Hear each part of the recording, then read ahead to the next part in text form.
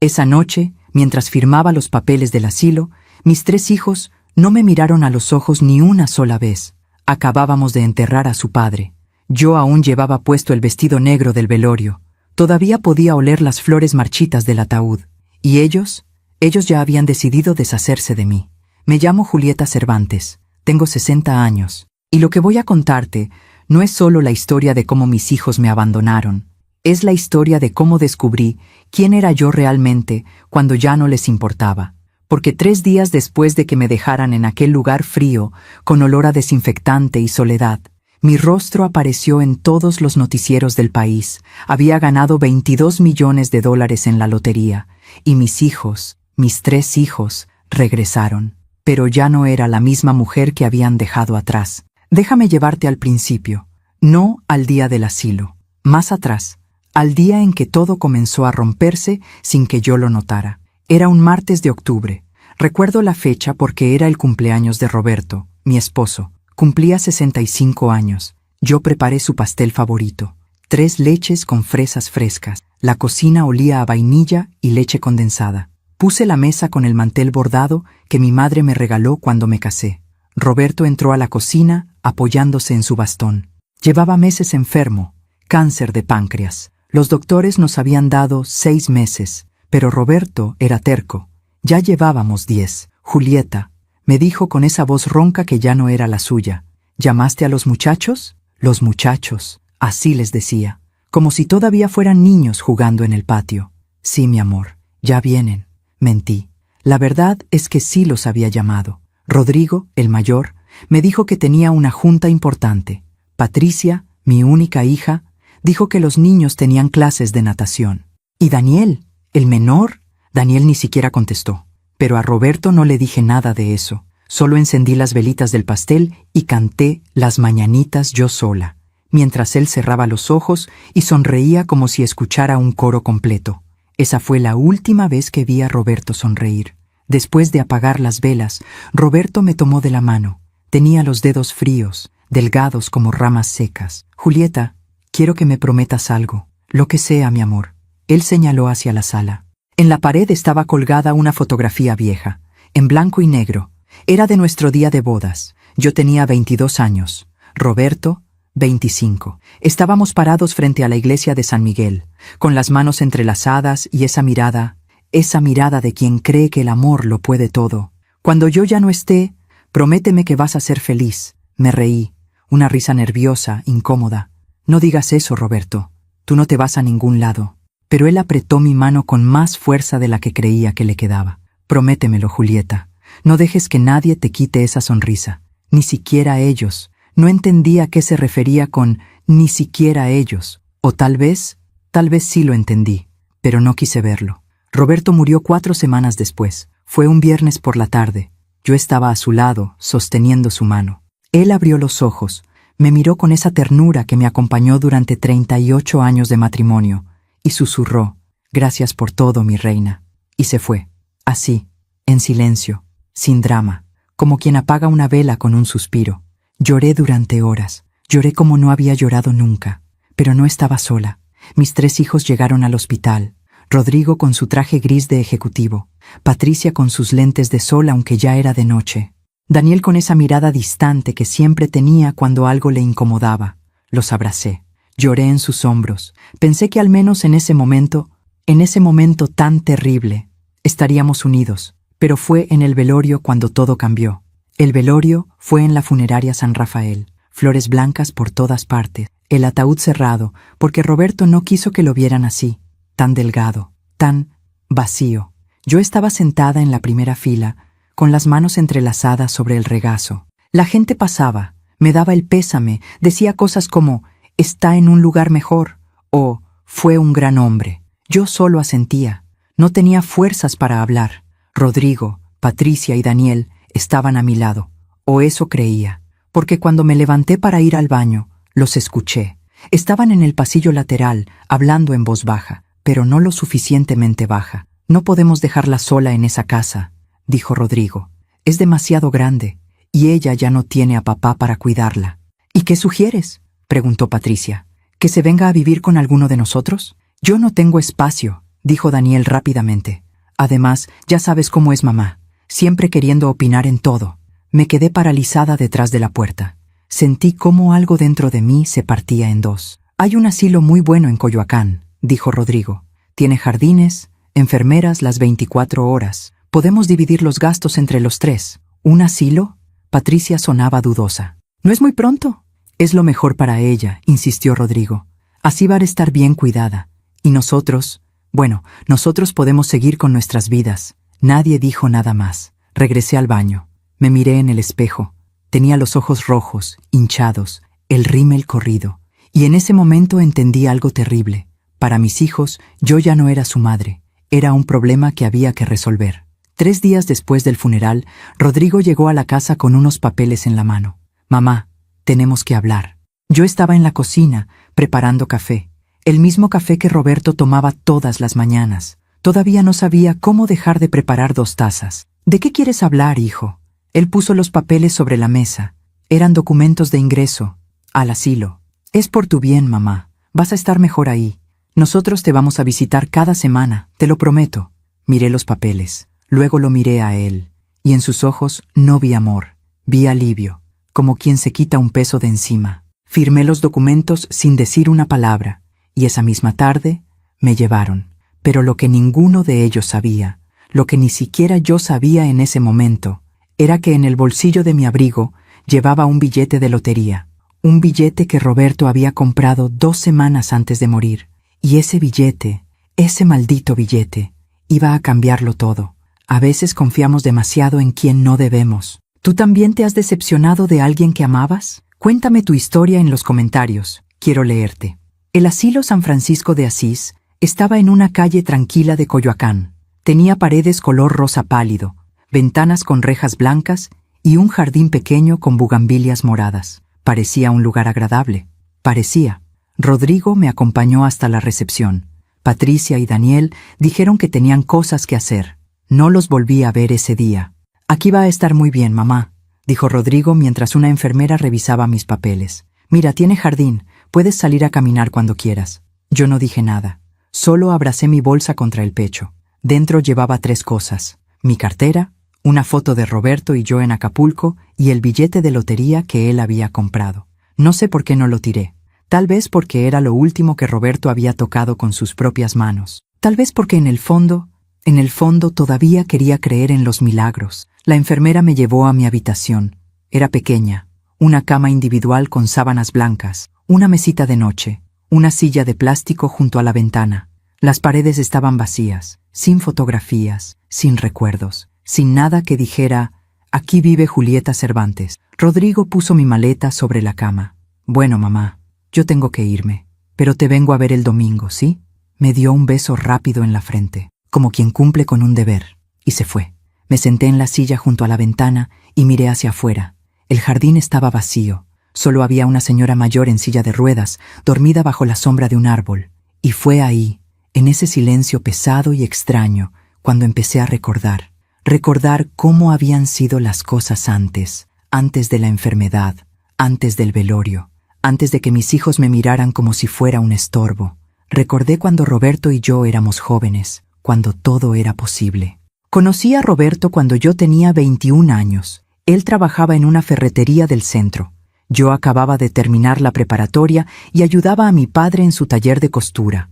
Un día entré a la ferretería buscando hilo de cobre para una lámpara que mi padre estaba reparando. Roberto estaba detrás del mostrador. Tenía el cabello negro peinado hacia atrás, una camisa blanca remangada y esa sonrisa que me hizo olvidar por completo para qué había entrado. ¿En qué puedo ayudarle, señorita?, me preguntó. Yo me quedé muda. Literalmente. No pude hablar. Él se rió. No de mí, conmigo. ¿Hilo de cobre? Tenemos de varios calibres. Venga, le enseño. Me llevó al fondo de la tienda y me mostró los rollos de cable. Yo asentía sin escuchar una palabra. Solo podía pensar en lo bonitos que eran sus ojos. Color café oscuro, como el piloncillo. Compré 3 metros de cable que no necesitaba. Y volví al día siguiente. Y al otro. Y al otro. La 4ª vez que entré, Roberto me estaba esperando en la puerta. Ya sé que no viene por el cable, me dijo sonriendo. ¿Ah, no?, le dije fingiendo sorpresa. No, Viene a verme a mí. Yo me puse roja como jitomate, pero no lo negué. Nos casamos 6 meses después. Roberto no era rico, no tenía estudios universitarios, no me prometió una casa grande ni viajes a Europa, pero me prometió algo que valía más que todo eso. Me prometió que nunca me dejaría sola, y cumplió. Durante 38 años, Roberto cumplió. Cuando nació Rodrigo, yo tuve complicaciones. Los doctores me dijeron que no podría tener más hijos. Roberto me abrazó esa noche en el hospital y me dijo: con 1 o con 10, Julieta, tú y yo somos una familia completa. Pero 2 años después quedé embarazada de Patricia, y 3 años más tarde, de Daniel. Los doctores lo llamaron un milagro. Roberto lo llamó terquedad de Dios. Criamos a nuestros 3 hijos en una casa de 2 pisos en la colonia del Valle. No era una mansión, pero tenía un patio trasero con un limonero que Roberto plantó cuando nació Rodrigo. Cada verano, ese árbol se llenaba de limones. Yo hacía limonada para los niños y agua de Jamaica para Roberto. Los domingos comíamos todos juntos. Yo cocinaba mole, arroz rojo, frijoles de la olla. Roberto ponía música de Los Panchos en el tocadiscos. Los niños jugaban en el patio hasta que caía la noche. Éramos felices, o al menos yo creía que éramos felices, pero los hijos crecen, y cuando crecen, se van. Rodrigo fue el primero en irse. Consiguió un trabajo en una empresa de tecnología. Se casó con una mujer llamada Valeria, que siempre me miraba como si yo fuera una campesina que no sabía comportarse. Se mudaron a una casa en Polanco. Dejó de visitarnos los domingos. Estoy muy ocupado, mamá, me decía cada vez que lo llamaba. Pero pronto nos vemos, te lo prometo. Patricia también se fue. Estudió diseño gráfico. Se casó con un arquitecto. Tuvieron 2 hijos. Compraron una casa en Cuernavaca. Yo le preguntaba cuándo podía conocer a mis nietos. Ella me decía: cuando tengan un poco más de edad, mamá. Todavía están muy chiquitos. Los nietos ya tenían 5 y 7 años. Daniel, el menor, nunca se casó. Nunca terminó la universidad. Trabajaba en una agencia de publicidad, pero cambiaba de trabajo cada 6 meses. Siempre tenía problemas de dinero. Siempre nos pedía prestado. Roberto le daba todo lo que podía. Es nuestro hijo, Julieta, me decía cuando yo me quejaba. No podemos dejarlo solo. Pero Daniel nunca nos devolvió ni un peso. Y cuando Roberto se enfermó, Daniel desapareció. Yo seguía en la casa, cocinaba, limpiaba, esperaba. Cada domingo ponía la mesa para 5 personas, aunque sabía que nadie vendría. Roberto me decía: no los presiones, Julieta, ya tienen sus vidas. Pero yo veía la tristeza en sus ojos. Esa tristeza de un padre que lo dio todo y ahora se pregunta si valió la pena. Y cuando Roberto enfermó, cuando los doctores nos dijeron que solo le quedaban meses de vida, yo esperé que mis hijos regresaran. Esperé que entendieran que su padre los necesitaba, pero no regresaron. Rodrigo mandaba dinero para los medicamentos, pero no venía a visitarlo. Patricia llamaba por teléfono cada 2 semanas, pero siempre tenía prisa. Daniel simplemente no contestaba. Yo me quedé sola cuidando a Roberto, cambiándole las sábanas, dándole de comer, leyéndole el periódico en voz alta, aunque ya casi no podía escuchar. Y en esas noches largas, cuando Roberto dormía y yo me quedaba despierta escuchando su respiración débil, me preguntaba: ¿en qué momento perdí a mis hijos? ¿En qué momento dejaron de ser aquellos niños que corrían descalzos por el patio y me abrazaban cuando tenían miedo? ¿En qué momento se convirtieron en extraños? Ahora estaba aquí, en un asilo, mirando por la ventana un jardín vacío. Roberto había muerto. Mis hijos me habían abandonado. Y yo solo tenía un billete de lotería arrugado en el fondo de mi bolsa. Un billete que Roberto compró la última vez que pudo caminar solo hasta la tienda de la esquina. Cuando volvió, me lo mostró con esa sonrisa pícara que siempre tenía cuando hacía algo que yo consideraba un desperdicio de dinero. Julieta, este es el bueno. Lo siento en el corazón. Yo me reí y le dije que estaba loco. Pero guardé el billete, porque era suyo, porque era lo último que me había dado antes de que todo se derrumbara. Saqué el billete de mi bolsa, lo miré. Los números estaban borrosos, doblados, casi ilegibles, y pensé: ¿y si Roberto tenía razón? Mientras cuento todo esto, pienso en dónde estarás escuchándome. Escribe el nombre de tu ciudad en los comentarios. Pasé mi primera noche en el asilo sin dormir. La cama era dura, las sábanas olían a cloro. Y cada vez que cerraba los ojos, veía el rostro de Roberto. Lo veía sonriendo, lo veía enfermo, lo veía diciendo adiós. A las 6 de la mañana, una enfermera tocó a mi puerta. «Señora Cervantes, es hora del desayuno». Me levanté. Me puse la misma ropa del día anterior. No tenía fuerzas para buscar otra cosa en la maleta. El comedor estaba en el primer piso. Era un salón grande con mesas redondas y sillas de plástico. Había unas 15 personas sentadas, todas mayores, todas con esa mirada perdida de quien ya no espera nada. Me senté sola en una mesa junto a la ventana. Una señora del comedor me trajo un plato con huevos revueltos, frijoles y 2 tortillas frías. Comí sin ganas, sin sabor. Todo me sabía a ceniza. Después del desayuno volví a mi habitación. No sabía qué hacer. En mi casa siempre tenía algo que hacer. Lavar ropa, cocinar, limpiar, regar las plantas del patio, llamar a mis hijos aunque no contestaran. Pero aquí no había nada que hacer. Solo esperar. Esperar a que pasara el día. Esperar a que alguien viniera a visitarme. Esperar a morir. Me senté en la silla junto a la ventana. Saqué la fotografía de Roberto y yo en Acapulco. Era de hace 20 años. Estábamos en la playa. Él tenía el brazo sobre mis hombros. Yo sonreía con los ojos cerrados porque el sol me daba de frente. Éramos felices. ¿Qué pasó? El domingo llegó. Rodrigo había prometido que vendría a visitarme. Yo me arreglé desde temprano. Me puse un vestido azul claro que Roberto siempre decía que me quedaba bien. Me peiné. Me puse un poco de labial rosa pálido.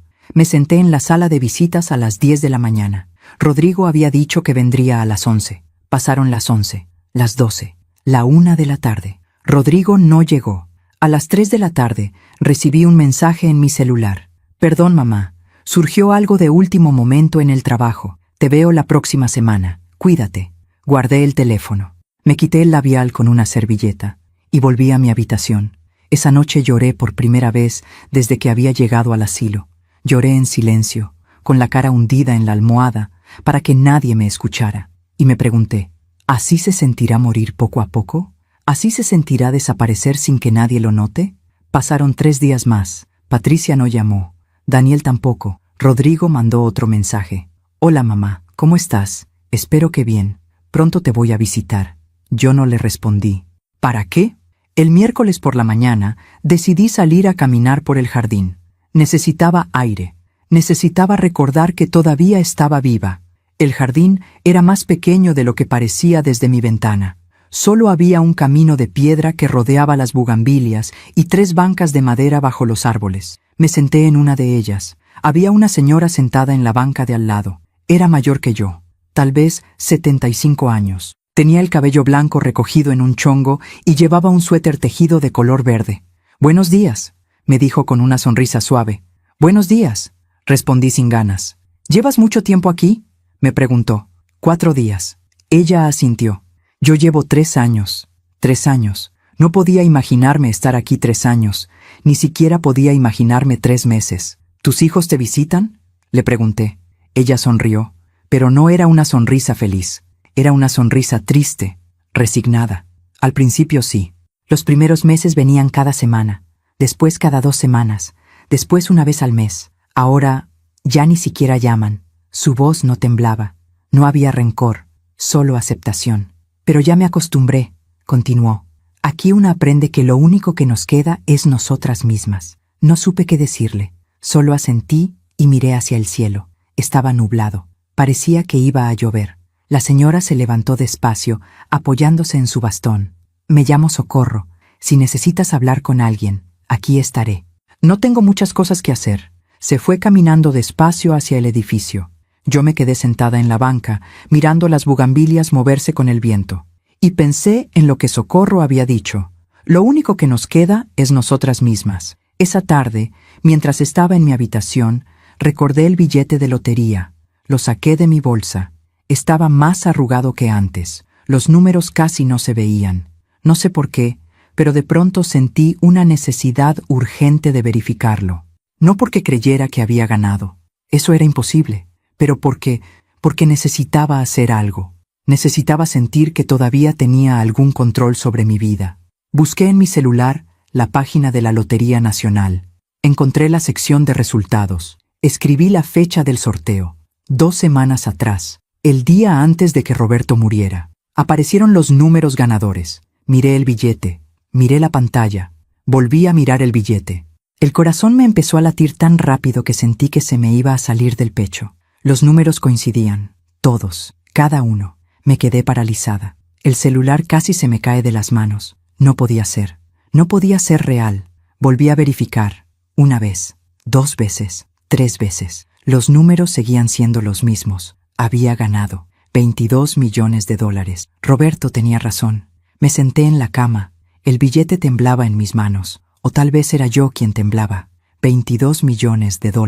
¿Qué se hace con $22 millones? ¿Qué hace una mujer de 60 años abandonada en un asilo con $22 millones? Pensé en mis hijos, en Rodrigo con su traje gris y su promesa de visitarme la próxima semana, en Patricia con sus lentes oscuros y sus excusas, en Daniel con su silencio. Pensé en cómo me habían dejado aquí, sin mirar atrás, sin preguntarse si estaba bien, sin importarles si me sentía sola. Y algo dentro de mí, algo que había estado dormido durante mucho tiempo, despertó.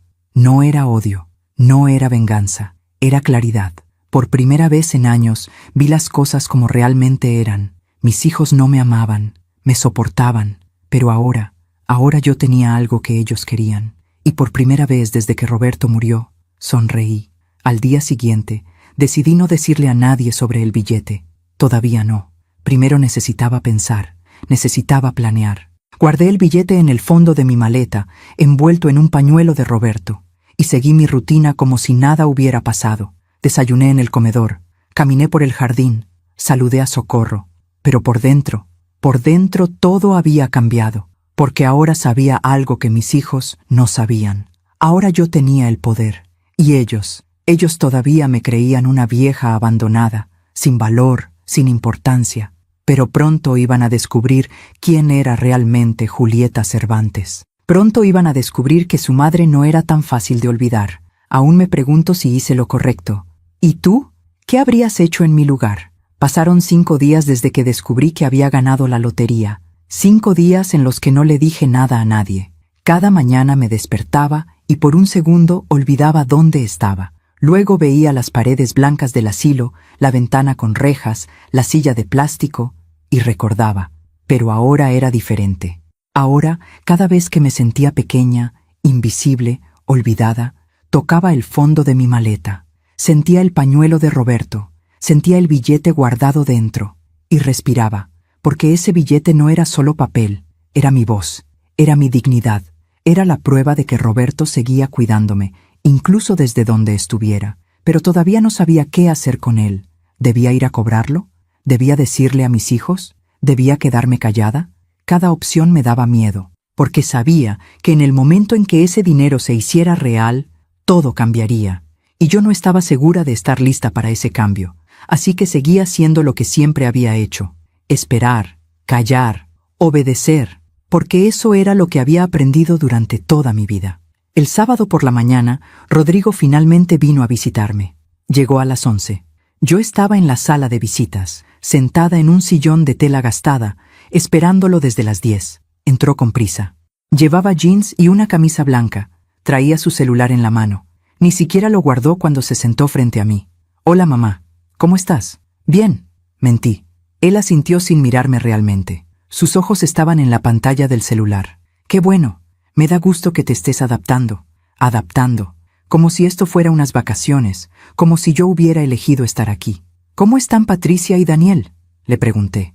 «Bien, todos bien, ocupados, ya sabes, pero bien, ocupados, siempre ocupados». Rodrigo guardó el celular en su bolsillo y finalmente me miró. «Oye, mamá, necesito hablar contigo de algo importante». Mi corazón dio un vuelco. Pensé, sabe del billete.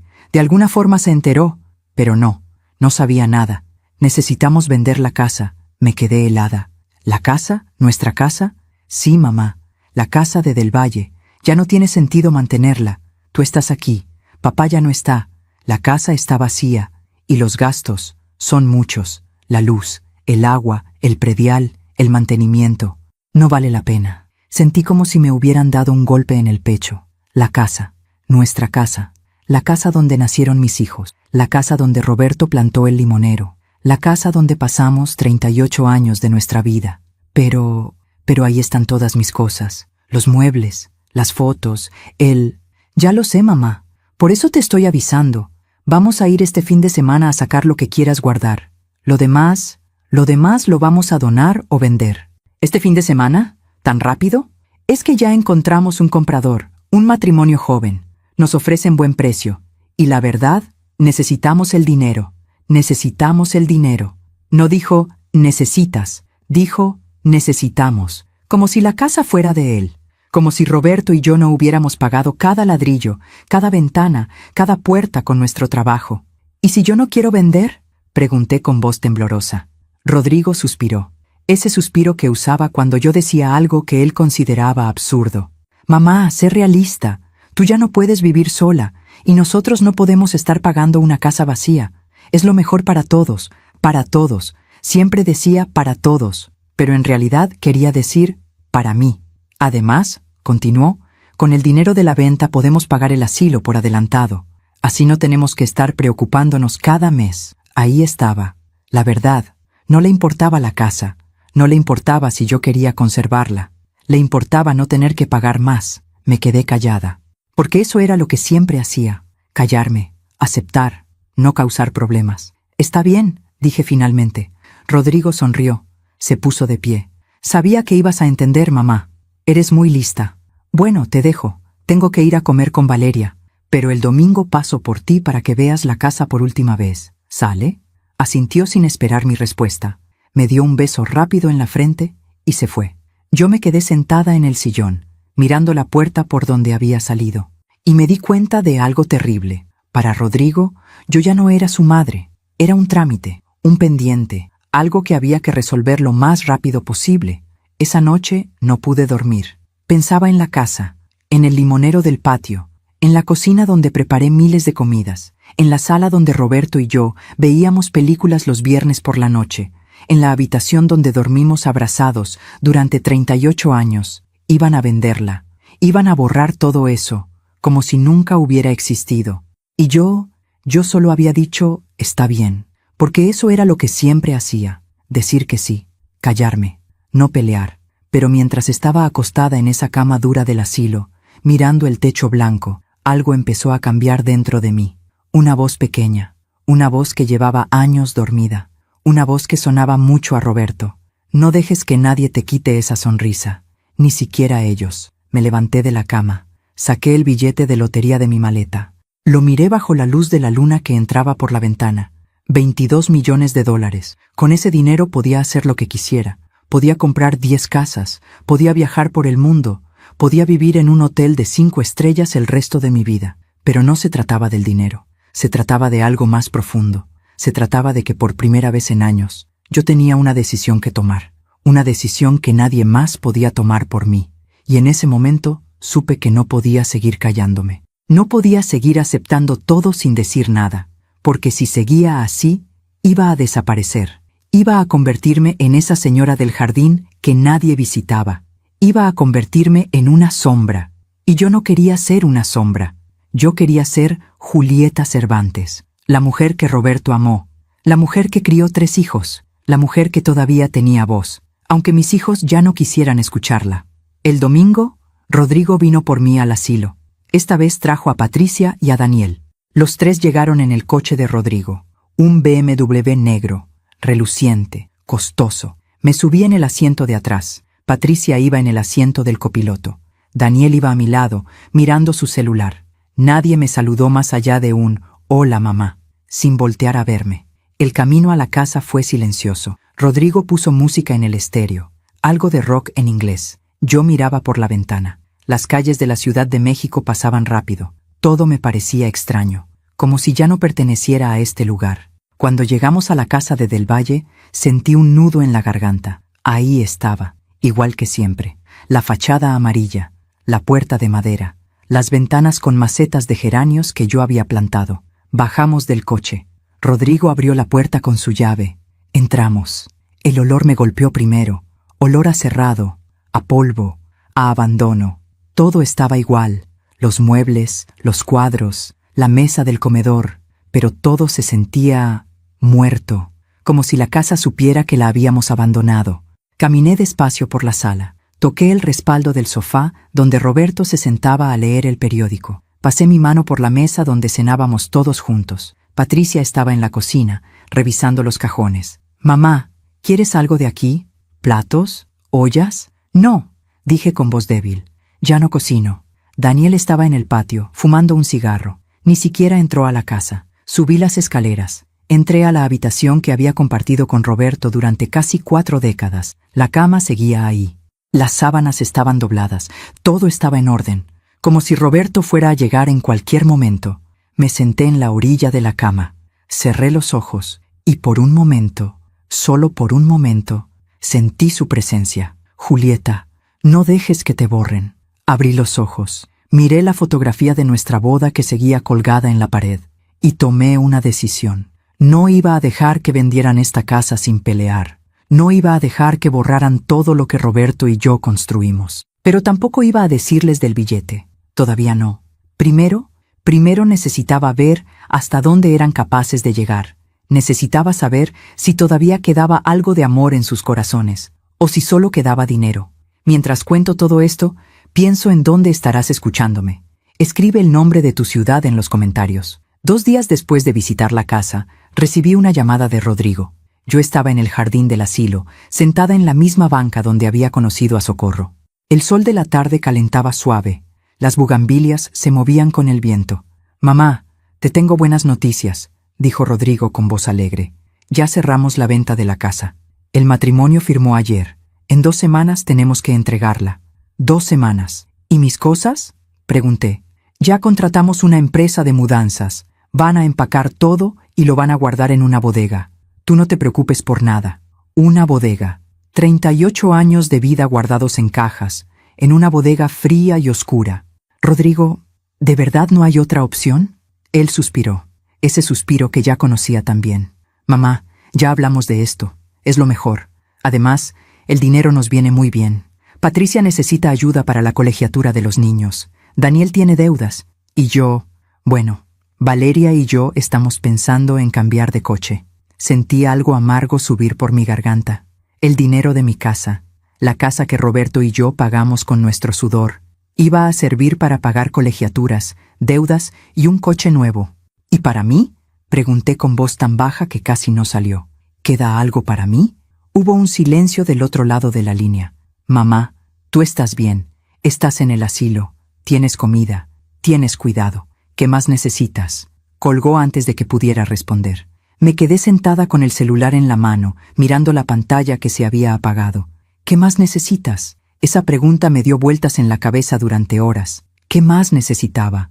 Dignidad, respeto, que me vieran como algo más que una carga, que me preguntaran cómo me sentía, que me abrazaran de verdad, no de compromiso. Pero eso no se compraba con el dinero de ninguna casa. Esa noche, mientras estaba acostada en mi cama, tomé una decisión. Iba a cobrar el billete de lotería, pero no le iba a decir nada a mis hijos. Todavía no. Primero quería ver qué hacían. Quería ver si alguno de ellos, aunque fuera uno solo, venía a preguntarme cómo estaba de verdad. Si alguno se sentaba conmigo y me tomaba de la mano. Si alguno me decía: «Mamá, te extraño. Perdón por haberte dejado sola». Si eso pasaba, si tan solo uno de ellos mostraba un poco de amor verdadero, entonces yo compartiría todo con ellos. Todo. Pero si no pasaba, si seguían tratándome como un estorbo, como un gasto, como algo que había que resolver lo más rápido posible, entonces yo tomaría mis propias decisiones, y ellos iban a descubrir que su madre no era tan tonta como creían. Al día siguiente, le pedí permiso a la directora del asilo para salir unas horas. «Necesito hacer unos trámites en el banco», le dije. Ella me miró con desconfianza, como si una mujer de 60 años no pudiera hacer trámites sola. «¿Alguien la va a acompañar?». «No, puedo sola». Ella dudó, pero finalmente asintió. «Está bien, pero regrese antes de las 6. Después de esa hora cerramos la puerta principal». Me puse mi mejor vestido, el azul claro. Me peiné con cuidado. Me puse los aretes de perla que Roberto me regaló en nuestro 10º aniversario. Me miré al espejo, y por primera vez en semanas, vi a Julieta Cervantes. No a la vieja del asilo, no a la madre abandonada. Vi a la mujer que todavía estaba viva. Tomé un taxi hasta las oficinas de la Lotería Nacional. Quedaban en el centro de la ciudad. El tráfico estaba pesado. El taxista puso música norteña. Yo miraba por la ventana, con el billete guardado en mi bolsa, apretándolo con fuerza. Cuando llegué, había una fila de personas esperando, todos con billetes en la mano, todos con esa misma expresión de esperanza y duda. Esperé mi turno. El corazón me latía tan fuerte que sentía que todos podían escucharlo. Finalmente, una señorita detrás del mostrador me hizo una seña. «Buenas tardes. ¿En qué le puedo ayudar?» «Vengo a verificar un billete», dije con voz temblorosa. Le entregué el billete. Ella lo escaneó en su computadora. Miró la pantalla. Luego me miró a mí. Luego volvió a mirar la pantalla. «Espere un momento, por favor». Se levantó y fue a hablar con un hombre de traje que estaba en una oficina al fondo. El hombre se puso de pie. Vino hacia mí caminando rápido. «Señora, ¿me puede acompañar, por favor?» Me llevó a una oficina privada. Mi corazón ya no latía. Estaba a punto de explotar. «Señora, este billete es ganador del premio mayor. $22 millones. Lo dijo como si fuera algo normal, como si me estuviera diciendo la hora. Yo no pude hablar, solo asentí. «Necesitamos que llene unos documentos, y vamos a tener que hacer una conferencia de prensa. Es obligatorio. Todos los ganadores tienen que aparecer en los medios. Es parte del protocolo. Conferencia de prensa. Medios. Mi rostro en la televisión. Mis hijos verían. Todo el país vería». «¿Cuándo sería la conferencia?», pregunté. «En 3 días. El viernes a las 11 de la mañana. Aquí mismo. 3 días. En 3 días, todo el mundo sabría que Julieta Cervantes, la vieja abandonada en un asilo, había ganado $22 millones. Y mis hijos también lo sabrían». «Está bien», dije. «Acepto». El hombre sonrió. «Excelente. Ahora vamos a proceder con los trámites. Necesito su identificación, su acta de nacimiento y...». Pasamos 2 horas llenando papeles. Firmé documentos que ni siquiera leí. Solo quería terminar. Solo quería salir de ahí antes de que todo se sintiera demasiado real. Cuando finalmente terminamos, el hombre me entregó un sobre manila. «Aquí tiene toda la información. El viernes a las 11 en punto. No llegue tarde. Y le recomiendo que venga con alguien de confianza. Va a ser un día muy largo». Tomé el sobre. Salí de la oficina. Bajé las escaleras despacio, agarrándome del barandal. Cuando salí a la calle, el sol ya estaba bajando. La ciudad estaba llena de ruido, de gente, de vida. Y yo me sentía como si estuviera flotando, como si todo esto le estuviera pasando a otra persona. Regresé al asilo justo antes de las 6. La directora me miró con esa misma cara de desconfianza. «¿Cómo le fue con sus trámites?» «Bien», dije. «Todo bien». Subí a mi habitación. Cerré la puerta. Me senté en la cama. Y entonces todo me cayó encima. Había ganado $22 millones. En 3 días, todo el mundo lo sabría. Mis hijos lo sabrían. Y cuando lo supieran, cuando vieran mi rostro en la televisión, sonriendo, sosteniendo ese cheque gigante, ¿qué iban a hacer? ¿Iban a alegrarse por mí? ¿Iban a venir corriendo a abrazarme? ¿O iban a venir corriendo por el dinero? Ya sabía la respuesta. En el fondo, siempre la había sabido. Pero una parte de mí, una parte pequeña y tonta, todavía quería creer que mis hijos me amaban más que al dinero. Todavía quería creer que cuando me vieran en la televisión, lo primero que pensarían sería: «Qué bueno que mamá está bien. Qué bueno que algo bueno le pasó después de todo lo que ha sufrido». Pero sabía que no iba a ser así. Sabía que lo primero que pensarían sería $22 millones. Y en ese momento tomé otra decisión. No iba a decirles nada antes de la conferencia. Iba a dejar que se enteraran por la televisión. Iba a dejar que el mundo entero se enterara al mismo tiempo. Y después iba a ver qué hacían. Iba a ver si venían por amor o si venían por dinero. Los siguientes 2 días pasaron lentos, tan lentos que cada hora se sentía como un día entero. Socorro me preguntó si me pasaba algo. Le dije que no, que solo estaba cansada. Rodrigo mandó otro mensaje. «Hola, mamá. La mudanza es el sábado. Ya no tienes que venir. Nosotros nos encargamos de todo. Cuídate». Patricia llamó una vez. Duró 3 minutos. Me preguntó cómo estaba. Le dije que bien. Ella dijo que tenía prisa y colgó. Daniel no dio señales de vida. Y yo seguí esperando el viernes, esperando que todo cambiara, porque sabía que después de ese día, nada volvería a ser igual. El jueves por la noche no pude dormir. Me quedé despierta mirando el techo, pensando en Roberto. ¿Qué haría él en mi lugar? Roberto siempre fue generoso, siempre perdonaba, siempre veía lo bueno en las personas, pero también era justo, y sabía reconocer cuando alguien lo estaba usando. Cerré los ojos, y lo escuché, tan claro como si estuviera a mi lado. Julieta, no les des nada hasta que demuestren que lo merecen. Abrí los ojos. Eso era exactamente lo que tenía que hacer. No iba a regalarles nada. No iba a ser la madre tonta que perdona todo y da todo sin pedir nada a cambio. Iba a ponerlos a prueba. Iba a ver quién era capaz de amarme sin esperar nada. Y solo entonces decidiría qué hacer con esos 22 millones de dólares. El viernes amaneció nublado.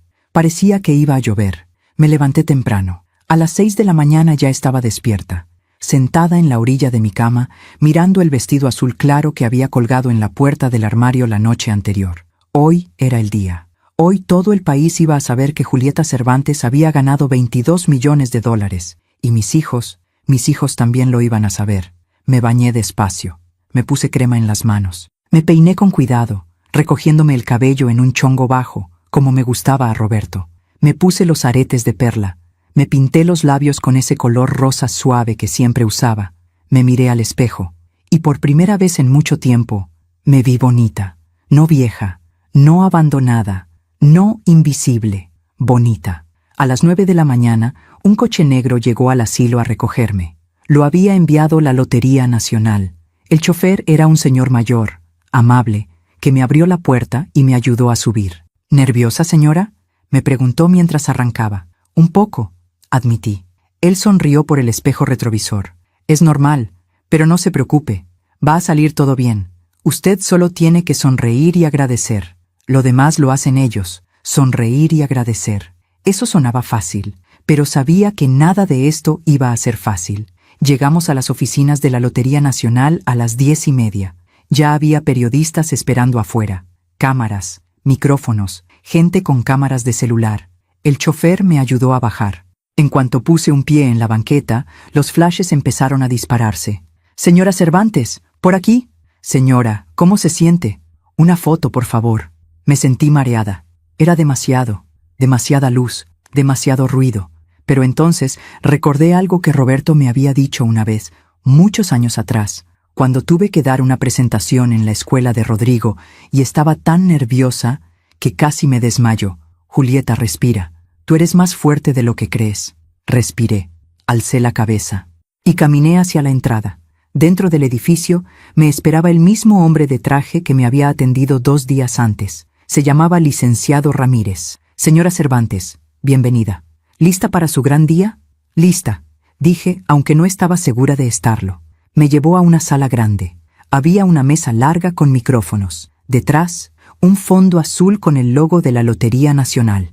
Y frente a la mesa, al menos 30 periodistas sentados en sillas, todos con cámaras, grabadoras y libretas. «Siéntese aquí, por favor», me indicó el licenciado Ramírez, señalando una silla en el centro de la mesa. Me senté. Las piernas me temblaban. Las manos también. El licenciado Ramírez se sentó a mi lado. Tomó uno de los micrófonos. «Buenos días a todos. Gracias por venir. Hoy tenemos el honor de presentarles a la señora Julieta Cervantes, ganadora del premio mayor de la Lotería Nacional. 22 millones de dólares. Los flashes explotaron de nuevo. Las cámaras se movieron. Los periodistas empezaron a hacer preguntas al mismo tiempo.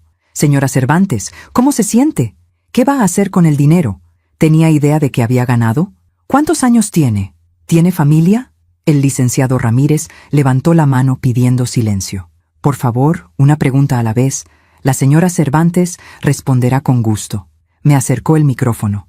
Yo lo tomé con manos temblorosas. Una periodista joven, de cabello corto y lentes rojos, levantó la mano. «Señora Cervantes, ¿cómo se enteró de que había ganado?» Tragué saliva. Mi voz salió más débil de lo que esperaba.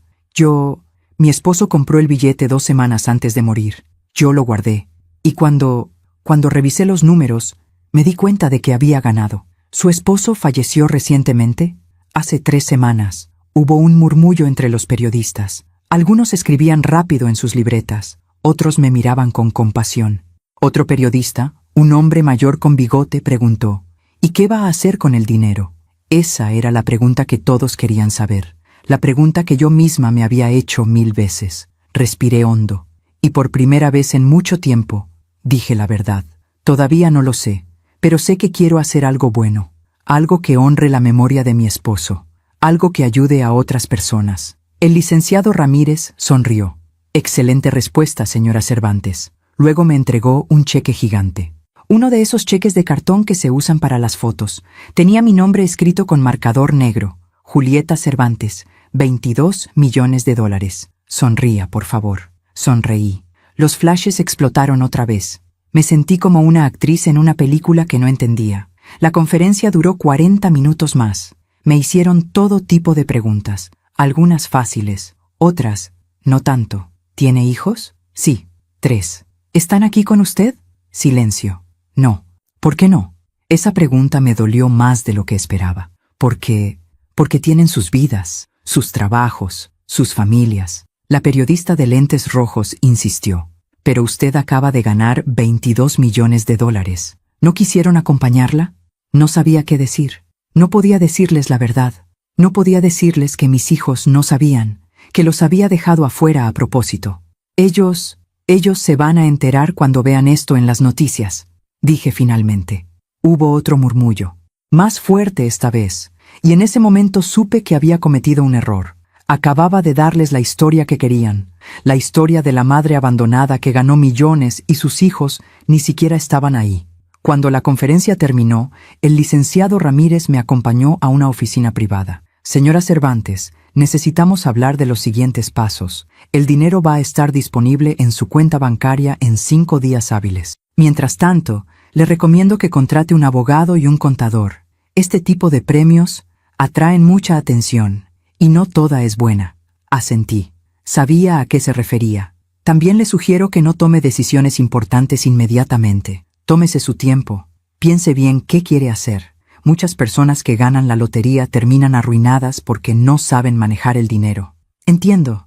Él me entregó una carpeta con documentos. Aquí tiene toda la información. Si necesita ayuda, puede llamarme. Mi número está en la primera página. Le agradecí y salí del edificio por la puerta trasera.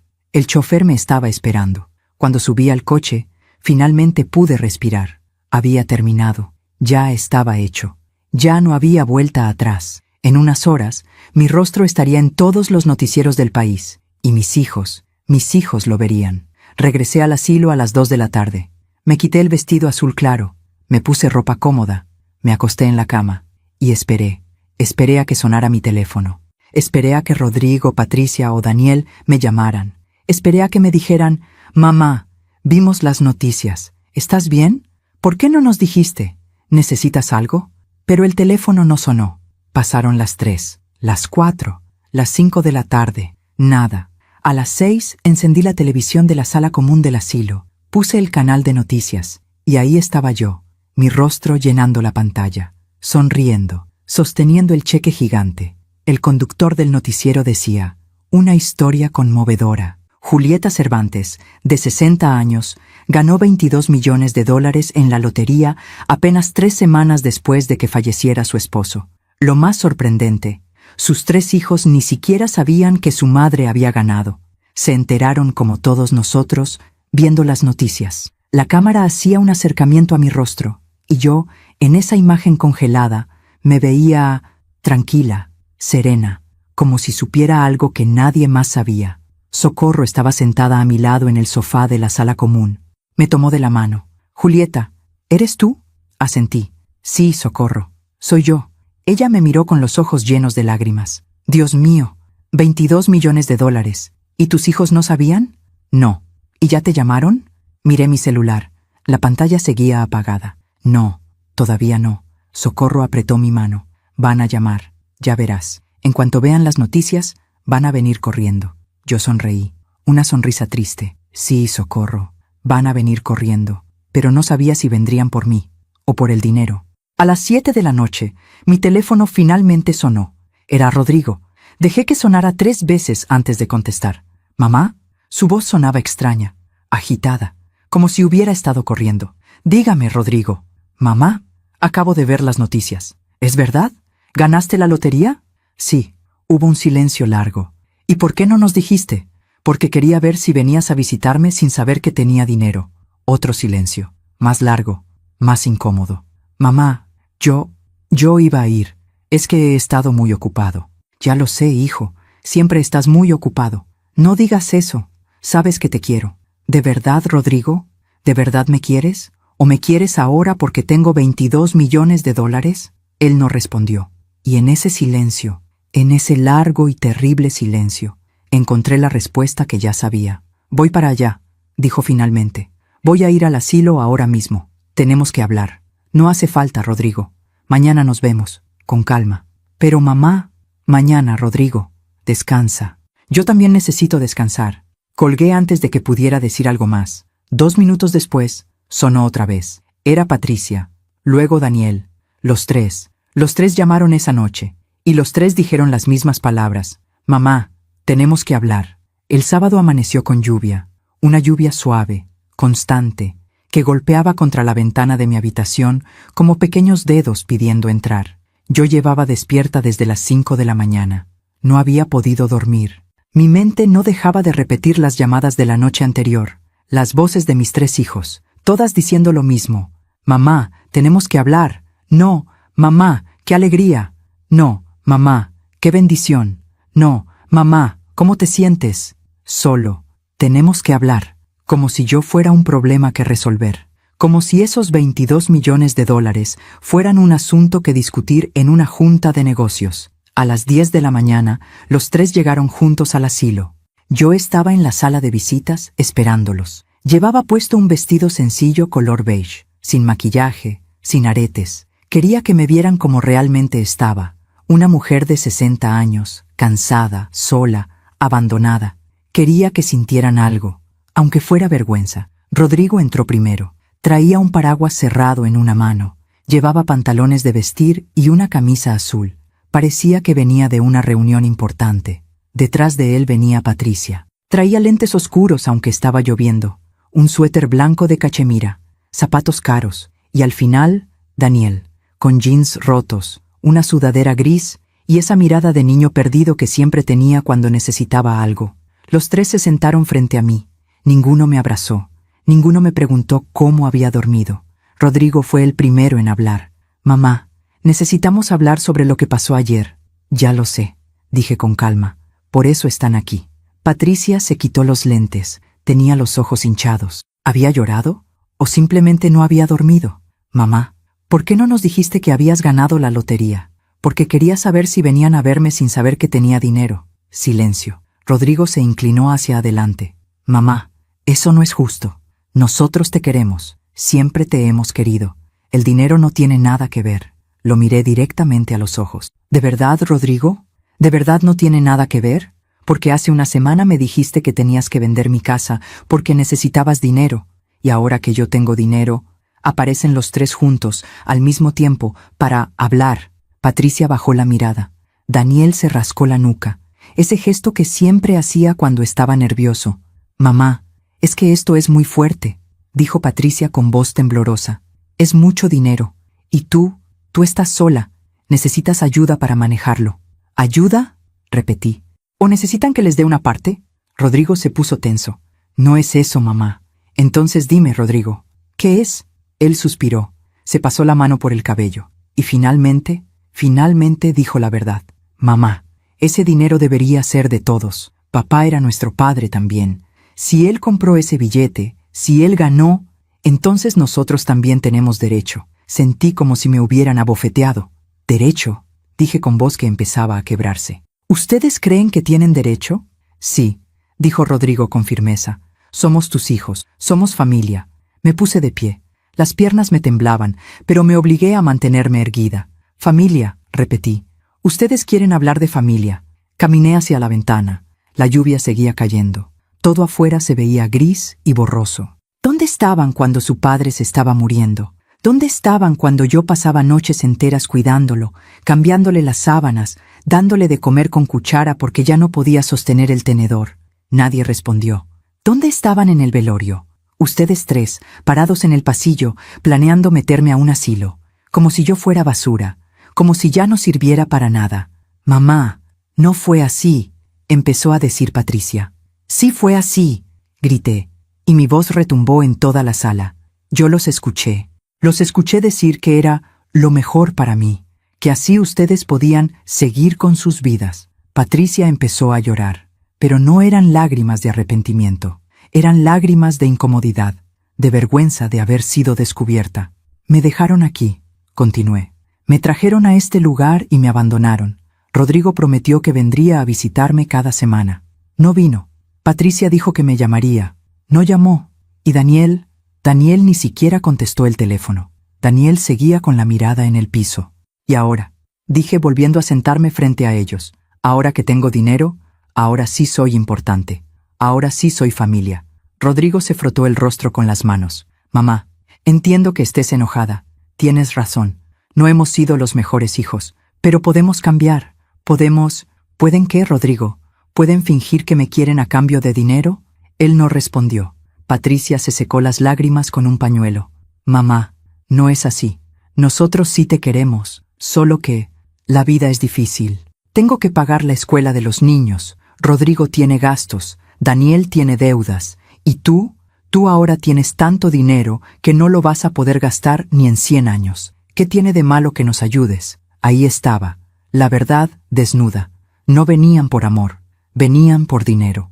Me quedé en silencio durante un largo rato. Los tres me miraban esperando que dijera que sí, que les diera lo que querían. Pero yo ya había tomado una decisión. Ese dinero, dije con voz firme, no es suyo, es mío. Roberto lo compró para mí, y yo voy a decidir qué hacer con él. ¿Y qué vas a hacer?, preguntó Rodrigo con un tono que ya no era amable. Era duro, casi amenazante. Voy a crear una fundación. Los tres me miraron sin entender.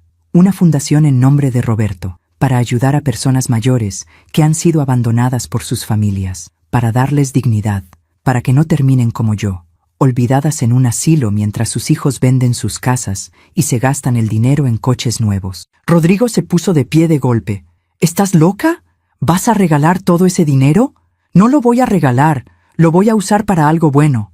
Pero nosotros somos tu familia, gritó Patricia. Nosotros deberíamos ser tu prioridad.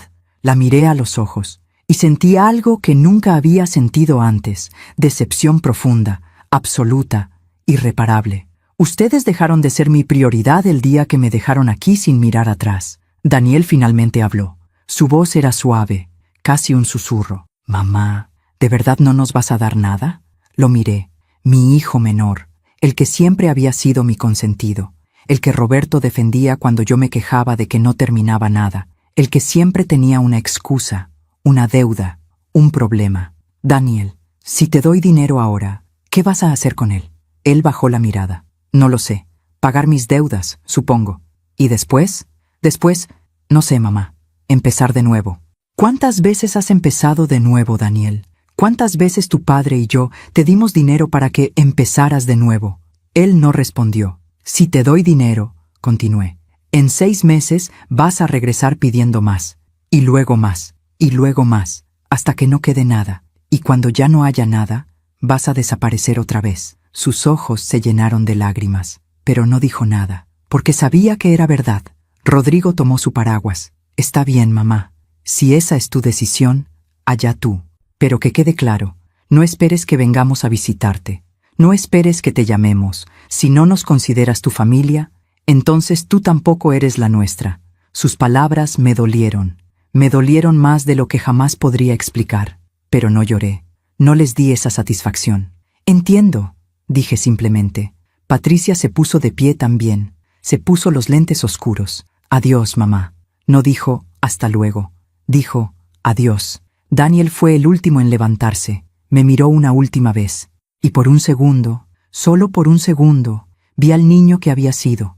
Al niño que me abrazaba cuando tenía pesadillas. Al niño que me decía, te quiero, mami, antes de dormir. Pero ese niño ya no existía. Adiós, mamá, dijo con voz rota.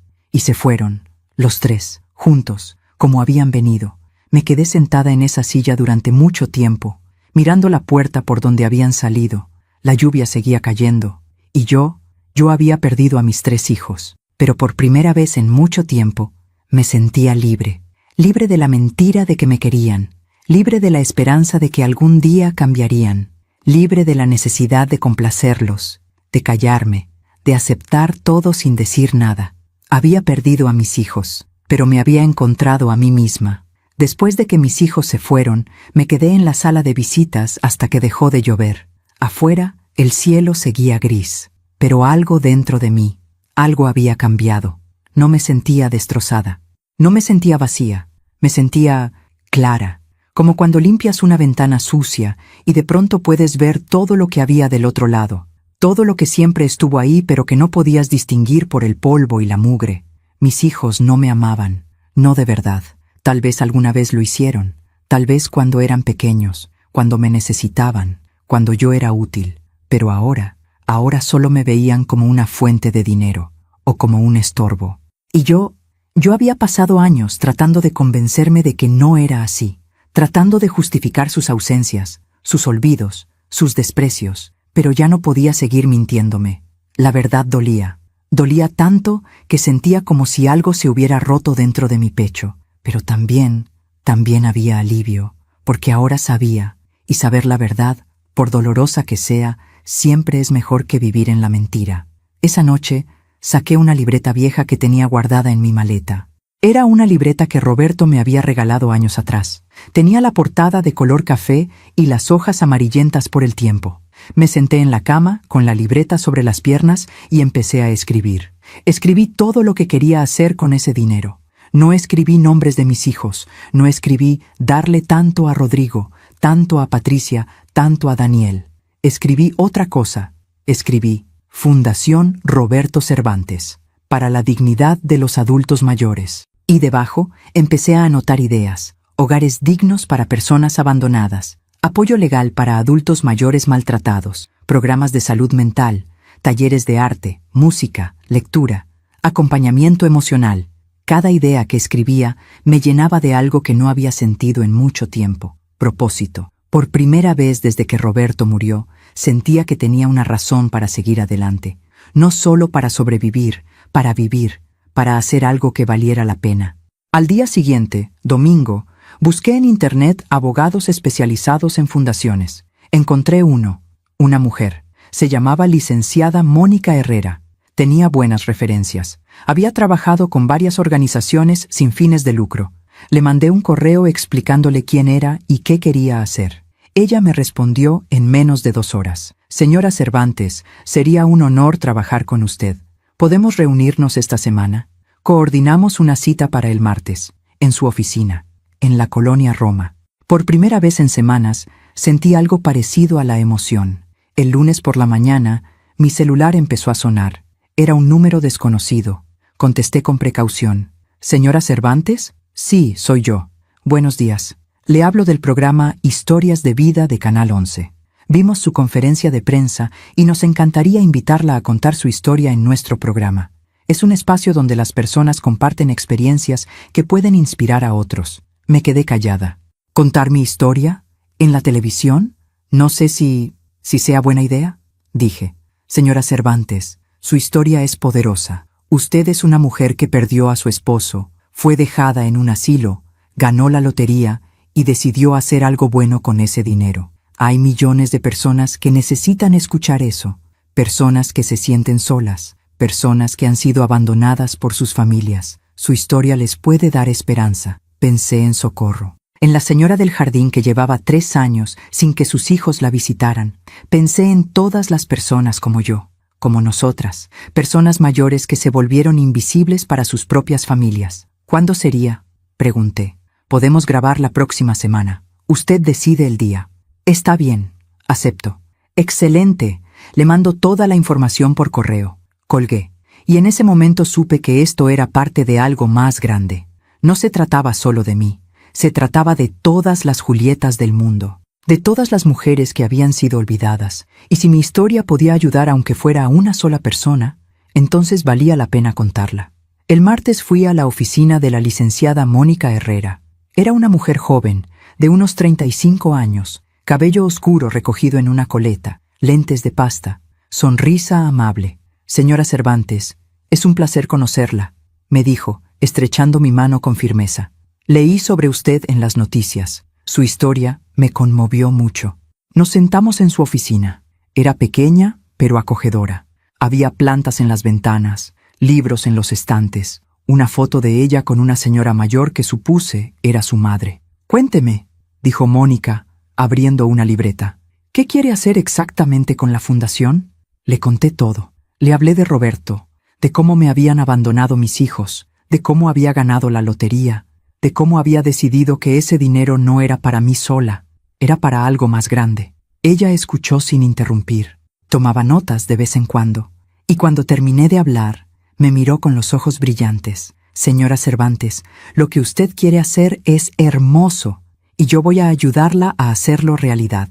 Pasamos 3 horas discutiendo detalles. Mónica me explicó todo el proceso legal, los trámites, los permisos, las responsabilidades. «El dinero va a estar protegido», me dijo. «Nadie va a poder tocarlo, ni siquiera usted. Una vez que esté en la fundación, solo se podrá usar para los fines que usted establezca». «¿Y mis hijos?», pregunté. «¿Podrían, no sé, demandarme? ¿Intentar quitarme el dinero?». Mónica negó con la cabeza. «El billete estaba a su nombre. Usted es la única beneficiaria. Legalmente ese dinero es suyo.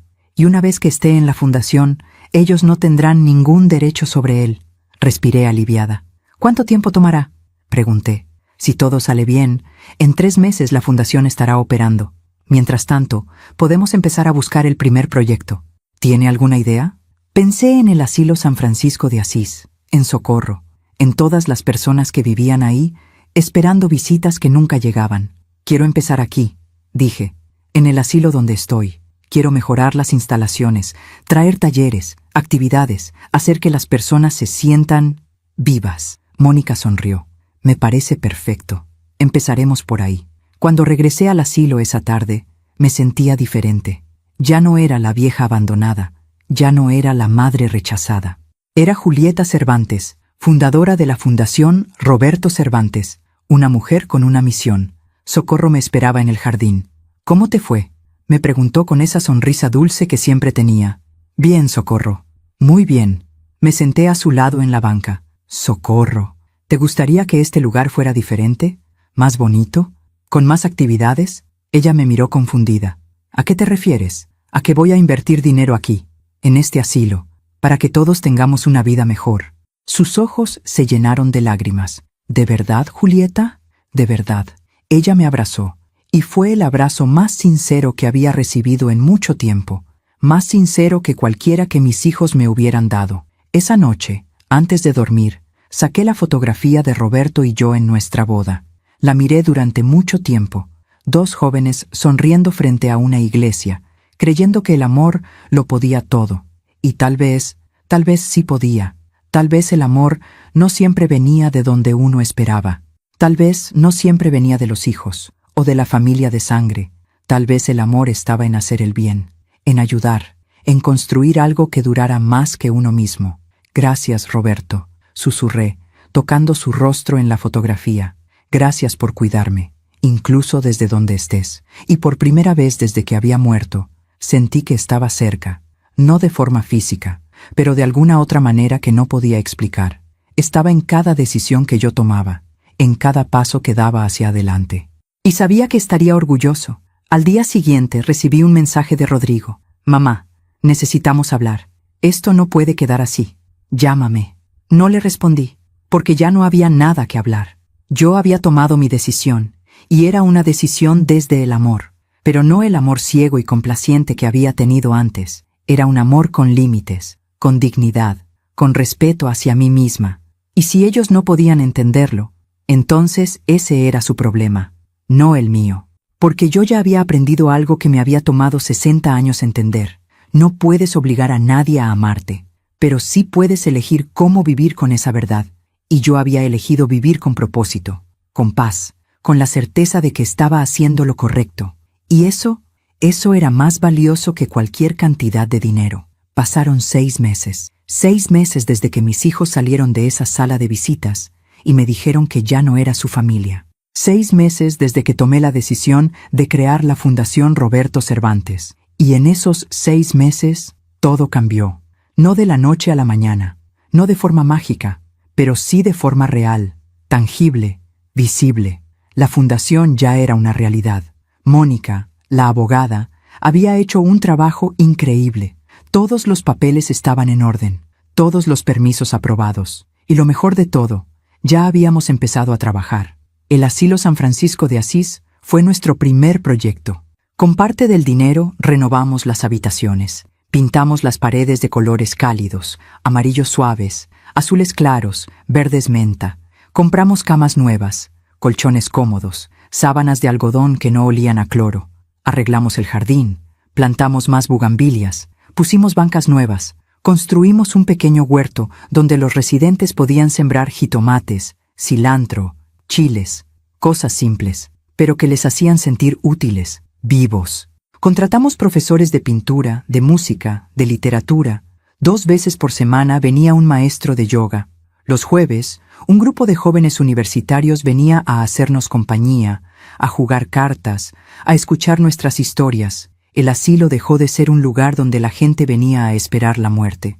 Se convirtió en un lugar donde la gente venía a vivir lo que le quedaba de vida con dignidad. Y yo me convertí en algo que nunca imaginé. Me convertí en la voz de los olvidados. La entrevista en el programa Historias de Vida se transmitió un martes por la noche. Yo estaba nerviosa, muy nerviosa. Socorro se sentó a mi lado en la sala común del asilo. Otras 5 personas más se unieron para ver el programa. Cuando apareció mi rostro en la pantalla, sentí un nudo en la garganta. Ahí estaba yo, sentada frente a la conductora del programa, una mujer elegante de cabello corto que me miraba con esa calidez que solo tienen las personas que saben escuchar. En la entrevista, conté mi historia completa. Conté cómo Roberto y yo nos conocimos, cómo construimos una vida juntos, cómo criamos 3 hijos, cómo él enfermó, cómo murió, y conté la parte más difícil.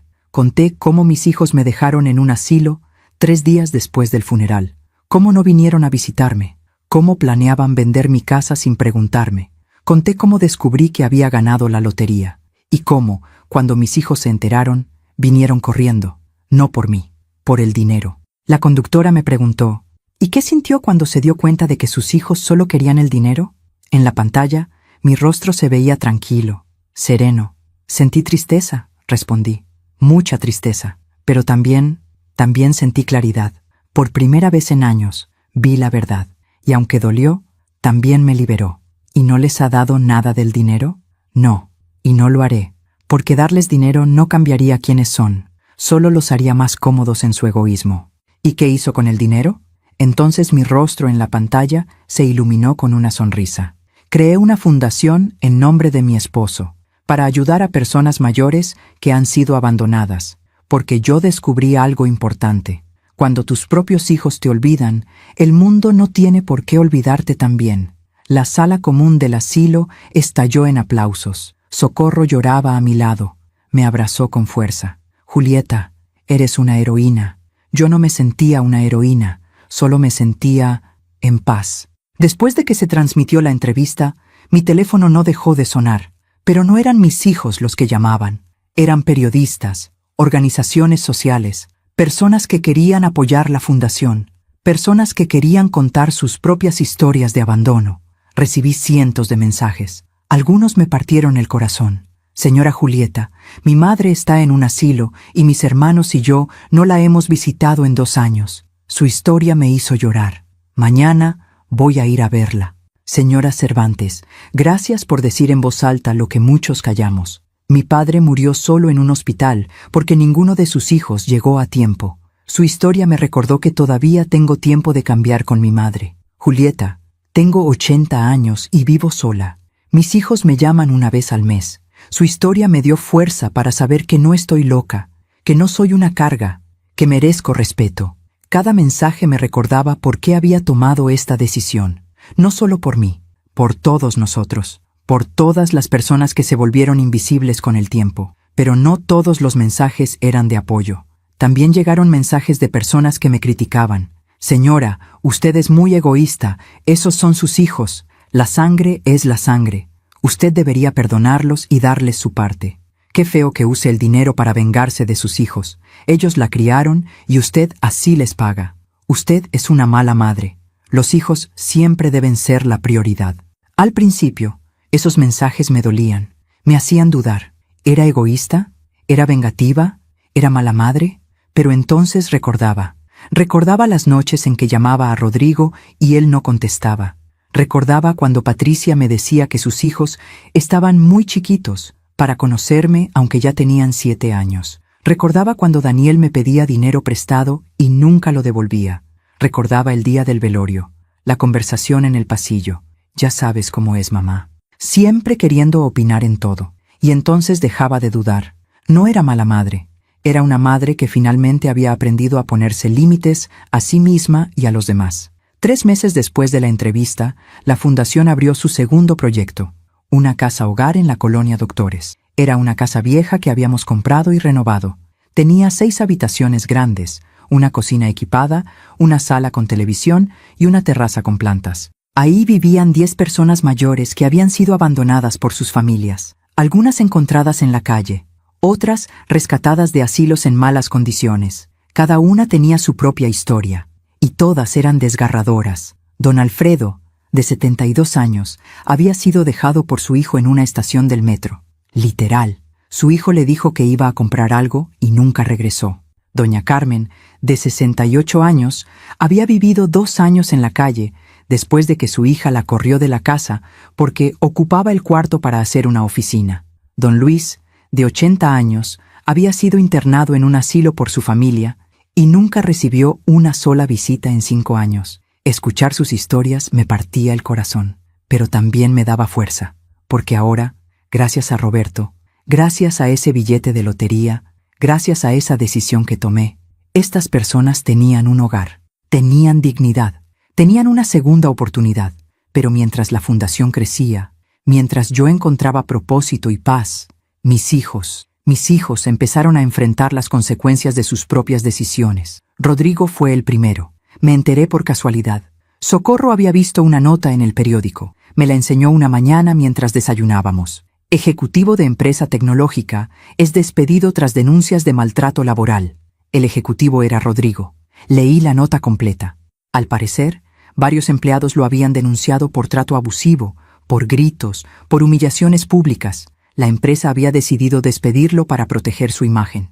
Sentí algo raro en el pecho. No era alegría, no era satisfacción, era tristeza. Tristeza porque Rodrigo había repetido conmigo el mismo patrón que usaba con sus empleados, maltrato disfrazado de eficiencia. 2 semanas después, me enteré de que Valeria, su esposa, había pedido el divorcio. No me lo dijo él. Me lo dijo Patricia. Me llamó una tarde, llorando. «Mamá, Valeria dejó a Rodrigo. Se llevó a los niños. Dice que ya no aguanta su carácter, que es una persona amargada y controladora». Yo no dije nada. «Rodrigo está destruido, mamá. Perdió su trabajo, perdió a su familia. Y tú ni siquiera lo has llamado». «¿Y él me ha llamado a mí?», pregunté con calma. Silencio. «Mamá, por favor, él te necesita». «Patricia, cuando yo lo necesité, él no estuvo. Ahora que él me necesita, no puedo fingir que todo está bien». Ella colgó sin decir adiós. Patricia fue la segunda. Su vida perfecta en Cuernavaca empezó a derrumbarse poco después. Su esposo, el arquitecto exitoso, había invertido todo su dinero en un proyecto inmobiliario que resultó ser un fraude. Perdieron la casa. Tuvieron que mudarse a un departamento pequeño en la ciudad. Los niños tuvieron que salir de sus escuelas privadas. Patricia tuvo que vender sus bolsas de diseñador, sus joyas, su coche. Me enteré porque un día apareció en el asilo. Llegó sin avisar, sin lentes oscuros, sin maquillaje, con el cabello despeinado y los ojos hinchados. «Mamá, necesito hablar contigo». No me levanté a abrazarla. Me quedé sentada en la banca del jardín. «Dime, Patricia». Ella se sentó a mi lado. Se tapó la cara con las manos. «Lo perdimos todo, mamá. La casa, el dinero, todo. Lo siento mucho», dije, y lo decía en serio. «Necesito tu ayuda». Ahí estaba, la verdadera razón de su visita. «¿Qué tipo de ayuda?» «Dinero, mamá. Solo un poco, para que los niños puedan seguir estudiando, para que podamos pagar la renta. Por favor». La miré a los ojos. «Patricia, cuando me dejaste en este asilo, ¿pensaste en si yo tenía dinero para pagar la renta de mi vida? ¿Pensaste en si yo necesitaba ayuda?» Ella empezó a llorar. «Mamá, por favor, esto es diferente. Mis hijos Tus hijos, la interrumpí, son tu responsabilidad. Así como tú eras mi responsabilidad, y cuando me necesitaste, yo estuve ahí, siempre. Pero cuando yo te necesité, tú no estuviste. Cometí un error, mamá, lo sé. Pero, ¿no puedes perdonarme? Sí puedo perdonarte, Patricia. Pero perdonar no significa rescatarte de las consecuencias de tus decisiones. Ella se puso de pie. Eres una mala madre, dijo con voz temblorosa. Una mala madre. Y se fue. Yo me quedé sentada en esa banca, sintiendo cómo algo dentro de mí se rompía otra vez. Pero también sabía que estaba haciendo lo correcto, porque si les daba dinero ahora, nada cambiaría. Nada. Daniel fue el último. Él nunca vino a pedirme ayuda. Nunca me llamó. Nunca apareció. Pero me enteré de su vida por una trabajadora social que colaboraba con la fundación. Daniel había caído en una depresión profunda. Había perdido su trabajo. Había acumulado más deudas. Vivía en un cuarto rentado en Nesa. Solo. Sin amigos. Sin familia. La trabajadora social me preguntó si quería que lo contactara, que le ofreciera ayuda de la fundación. No, dije. Déjalo. Él tiene que tocar fondo para poder levantarse. Sonaba cruel. Lo sé, pero no lo era. Era amor. Amor duro. Amor que no rescata. Amor que permite que la otra persona enfrente sus propias decisiones y aprenda de ellas. Porque si yo lo rescataba ahora, ¿qué estaría enseñándole? Que no importa qué tan mal se porte, que no importa cuánto daño haga, siempre habrá alguien que lo salve. Y eso no era amor. Eso era complicidad. Una noche, mientras estaba acostada en mi cama, pensé en mis 3 hijos. Rodrigo, solo en un departamento, sin trabajo, sin esposa, sin hijos. Patricia, luchando por sobrevivir, vendiendo sus cosas, enfrentando la realidad de que el dinero no era eterno. Daniel, hundido en la depresión, pagando las deudas de años de irresponsabilidad. Y me pregunté, ¿era esto justicia o era crueldad? Entonces recordé algo que Roberto me había dicho una vez, muchos años atrás. Estábamos hablando de Daniel. Él acababa de pedirnos dinero otra vez. Yo quería dárselo. Roberto dudaba. Julieta, me dijo, a veces el mayor acto de amor es decir que no, porque cuando rescatas a alguien de las consecuencias de sus decisiones, no lo estás ayudando, lo estás condenando a repetir los mismos errores una y otra vez. En ese momento, no lo entendí. Pensé que Roberto estaba siendo duro, pero ahora lo entendía perfectamente. Mis hijos no estaban sufriendo por mi culpa, estaban sufriendo por las suyas. Rodrigo había maltratado a tanta gente que finalmente la vida le devolvió ese maltrato. Patricia había vivido en una burbuja de apariencias y comodidad sin valorar lo que realmente importaba. Daniel había huido de la responsabilidad toda su vida hasta que ya no tuvo a dónde huir. La vida simplemente les estaba cobrando sus deudas. Y yo no podía interferir en ese proceso, porque si lo hacía, si los rescataba ahora, nunca aprenderían. Y nunca cambiarían. Alguna vez Rodrigo me llamó loca cuando le dije que no le daría dinero. Años después, vi esa misma mirada vacía en sus ojos cuando apareció en las noticias después de ser despedido. Esa mirada de alguien que finalmente entiende que el mundo no gira a su alrededor. Alguna vez Patricia me dijo que yo era egoísta por no pensar en mis nietos. Meses después, ella tuvo que explicarles a esos mismos nietos por qué ya no podían tener todo lo que querían, y aprendió lo que yo siempre supe. Que los niños no necesitan cosas caras, necesitan amor, presencia y ejemplo. Alguna vez Daniel me ignoró cuando más lo necesité, y ahora él estaba viviendo esa misma soledad, ese mismo abandono, y tal vez, solo tal vez, eso lo haría despertar. La vida siempre cobra sus deudas, siempre, no de forma inmediata, no de forma obvia, pero siempre. Y yo no sentía alegría al ver sufrir a mis hijos, de verdad que no, pero tampoco sentía culpa, porque había aprendido algo fundamental. No puedes salvar a quien no quiere ser salvado, y no puedes amar a alguien más de lo que ellos se aman a sí mismos. Pasaron los meses, la fundación siguió creciendo, abrimos un 3er proyecto, luego un 4. Yo me convertí en la presidenta de la fundación, daba entrevistas, visitaba proyectos, hablaba con autoridades, me reunía con otras organizaciones. Me convertí en alguien que importaba, no por el dinero, por el trabajo, por la misión.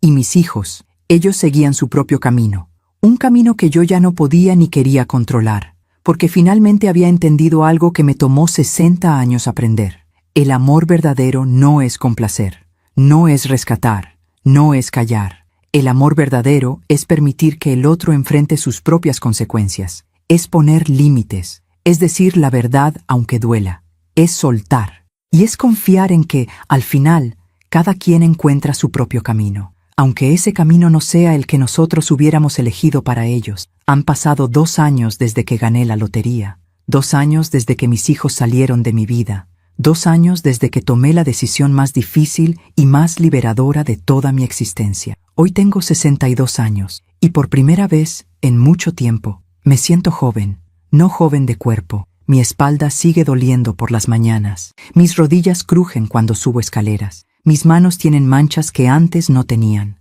pero mi alma está viva, porque descubrí algo que nunca imaginé. La vida no termina cuando tus hijos se van, la vida no termina cuando tu esposo muere, la vida no termina cuando pierdes todo lo que creías importante. La vida empieza de nuevo, cada vez que tú decides que empiece. La Fundación Roberto Cervantes es ahora una de las organizaciones más reconocidas en el país. Tenemos 7 casas hogar en diferentes estados. Hemos ayudado a más de 200 personas mayores a recuperar su dignidad. Hemos dado talleres de derechos humanos. Hemos asesorado legalmente a familias. Hemos creado redes de apoyo. Y lo más importante, hemos hecho que miles de personas se den cuenta de que envejecer no significa desaparecer. Yo me convertí en la cara de la fundación. Pero no porque quisiera fama, sino porque entendí que mi historia podía abrir puertas. Podía tocar corazones, podía cambiar vidas. Cada vez que doy una conferencia, cuento mi historia completa, sin vergüenza, sin resentimiento, solo con la verdad. Y siempre termino diciendo lo mismo. Si mi historia ayuda a una sola mujer a abrir los ojos, habrá valido la pena. Hace 3 meses recibí una carta. Era de Daniel. La carta estaba escrita a mano. La letra temblaba en algunas partes. Se notaba que había llorado mientras escribía. Decía: Mamá, sé que no merezco que me leas, sé que no merezco tu perdón, pero necesito escribirte aunque no me respondas. He tocado fondo, mamá. Perdí todo, mi trabajo, mi departamento, mis amigos, todo. Y en medio de esa oscuridad, finalmente entendí algo. Yo fui quien se perdió a sí mismo. Nadie más, yo. Durante años te culpé. Culpé a papá, culpé a Rodrigo y a Patricia, culpé al mundo entero de mis problemas. Pero la verdad es que yo elegí ser irresponsable. Yo elegí huir. Yo elegí no esforzarme. Y cuando tú me dijiste que no me ibas a dar dinero, me enojé tanto. Pensé que eras cruel, que eras egoísta, pero ahora entiendo que fue el acto de amor más grande que pudiste hacer por mí. Porque si me hubieras dado dinero, yo seguiría siendo el mismo. Seguiría esperando que alguien me rescatara. Seguiría viviendo como un niño de 40 años. Pero al decirme que no, me obligaste a verme al espejo, y no me gustó lo que vi. Estoy en terapia ahora, mamá. Voy 3 veces por semana. Estoy trabajando en mí mismo, en entender por qué soy como soy, en cambiar. No te pido dinero, no te pido que me rescates, solo te pido que sepas que finalmente lo entendí, y que te amo, y que perdón por no haber estado cuando papá murió, perdón por haberte abandonado, perdón por haber sido tan egoísta. No espero que me respondas, solo necesitaba decírtelo. Con amor, Daniel. Leí la carta 3 veces, lloré las 3 veces, porque sentí algo que no había sentido en mucho tiempo. Esperanza, esperanza de que tal vez Daniel sí podía cambiar. Le respondí 2 días después, una carta corta, directa. Daniel, recibí tu carta, y me alegra saber que estás en terapia, que estás trabajando en ti mismo. El perdón no es algo que se pide, es algo que se gana, con tiempo, con acciones, con cambio real. Si quieres que volvamos a tener una relación, tendrás que demostrarme que realmente has cambiado, no con palabras, con hechos. No te voy a rescatar, pero tampoco te voy a abandonar. Si necesitas hablar, puedes llamarme, pero no me pidas dinero. No me pidas que solucione tus problemas, porque lo único que puedo darte es mi escucha, mi compañía, mi apoyo emocional. El resto depende de ti. Con amor, mamá. No sé si Daniel cambiará. No sé si algún día volveremos a tener una relación de madre e hijo. Pero al menos hay una puerta abierta, una posibilidad. Y eso es más de lo que teníamos hace 2 años. Rodrigo y Patricia, en cambio, no han dado señales de vida. Supe por terceros que Rodrigo consiguió trabajo en una empresa más pequeña, con un sueldo menor, sin el poder que tenía antes. Supe que está intentando reconstruir su relación con sus hijos, que está yendo a terapia familiar. No sé si lo logrará, pero al menos está intentándolo. Patricia sigue viviendo en ese departamento pequeño. Supe que consiguió trabajo como maestra de arte en una escuela pública, que sus hijos están en escuelas de gobierno, que aprendió a vivir con menos. No me ha buscado. Y yo tampoco la he buscado, porque a veces el amor es también saber cuándo dar espacio, cuándo soltar, cuándo dejar que el otro crezca sin tu presencia. Tal vez algún día mis 3 hijos vengan a buscarme, no por dinero, por amor real. Y si ese día llega, estaré aquí, estaré lista. Pero si no llega, también estaré bien, porque aprendí que mi valor no depende de ellos. Mi felicidad no depende de ellos. Yo soy Julieta Cervantes, con o sin hijos, con o sin familia de sangre, y eso es suficiente. Hace un mes inauguramos nuestra 8ª casa hogar. Fue en Guadalajara, una casa hermosa con jardín grande, árboles frutales y una fuente en el centro. Durante la inauguración hablé frente a más de 100 personas, autoridades, periodistas, benefactores, residentes de otras casas hogar. Y dije algo que llevaba guardado en el corazón durante mucho tiempo. Cuando perdí a mi esposo, pensé que había perdido todo. Cuando mis hijos me abandonaron, pensé que mi vida había terminado. Cuando me dejaron en un asilo, pensé que ya no valía nada. Pero descubrí algo. La vida no termina cuando otros deciden que ya no eres importante. La vida continúa. Y tú tienes el poder de decidir qué hacer con ella. Yo decidí convertir mi dolor en propósito, mi abandono en misión, mi soledad en compañía para otros. Y hoy puedo decirles con toda certeza, soy más feliz ahora que nunca antes en mi vida. No porque tenga dinero, no porque sea famosa, no porque mis hijos hayan regresado, sino porque finalmente me encontré a mí misma. Finalmente entendí que mi vida tiene valor, que mi voz importa, que mi existencia hace una diferencia. Y si yo, una mujer de 62 años que fue abandonada y olvidada, pude levantarme y construir algo hermoso, entonces cualquiera puede hacerlo. Nunca es tarde para empezar de nuevo. Nunca es tarde para elegir la dignidad. Nunca es tarde para ser feliz. Las personas se pusieron de pie. Aplaudieron durante 5 minutos. Socorro estaba en primera fila, llorando de orgullo. Y yo sentí la presencia de Roberto, tan clara, tan real, como si estuviera parado a mi lado, sonriendo, diciéndome, «Lo lograste, mi reina, lo lograste». Esta mañana, antes de que amaneciera, fui al jardín del asilo. Me senté en mi banca favorita, la misma donde conocí a Socorro hace 2 años. El cielo estaba empezando a ponerse rosa, los pájaros cantaban, las bugambilias se movían con el viento fresco de la mañana. Saqué la fotografía de Roberto y yo en nuestra boda, esa fotografía vieja, en blanco y negro, que ha estado conmigo todo este tiempo. La miré y sonreí. «Gracias, mi amor», susurré. «Gracias por ese billete. Gracias por seguir cuidándome. Gracias por enseñarme que el amor verdadero nunca muere, solo se transforma». El viento sopló más fuerte y sentí como si Roberto me hubiera abrazado. Cerré los ojos, respiré profundo y dejé que ese momento se grabara en mi memoria. Porque estos eran los momentos que importaban, no los grandes eventos, no las entrevistas, no los reconocimientos, sino estos momentos pequeños, estos momentos de paz, estos momentos donde sabes, sin ninguna duda, que estás exactamente donde debes estar. Si estás escuchando mi historia y te sientes sola, si te sientes olvidada, si sientes que tu vida ya no tiene sentido porque tus hijos te dejaron, o porque tu pareja murió, o porque el mundo decidió que ya no eres importante, quiero que sepas algo. Tu vida no ha terminado. Tu valor no depende de nadie más que de ti misma. Tienes el poder de elegir, de empezar de nuevo, de construir algo hermoso con lo que te queda. No será fácil. Habrá días en los que querrás rendirte. Habrá noches en las que llorarás. Habrá momentos en los que te preguntarás si vale la pena. Pero sí vale la pena. Te lo prometo. Sí vale la pena. Porque hay gente que te necesita. Hay propósito esperándote. Hay vida todavía por vivir. Y tú Tú mereces vivirla con dignidad, con alegría, con paz. No importa cuántos años tengas, no importa cuánto hayas sufrido, no importa quién te haya abandonado. Tú sigues siendo valiosa, tú sigues siendo importante, tú sigues siendo suficiente.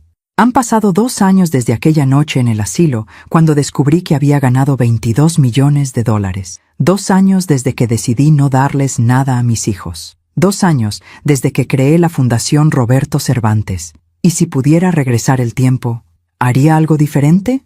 No, no haría nada diferente, porque estas decisiones me trajeron hasta aquí, hasta este momento, hasta esta vida que nunca imaginé, pero que ahora no cambiaría por nada.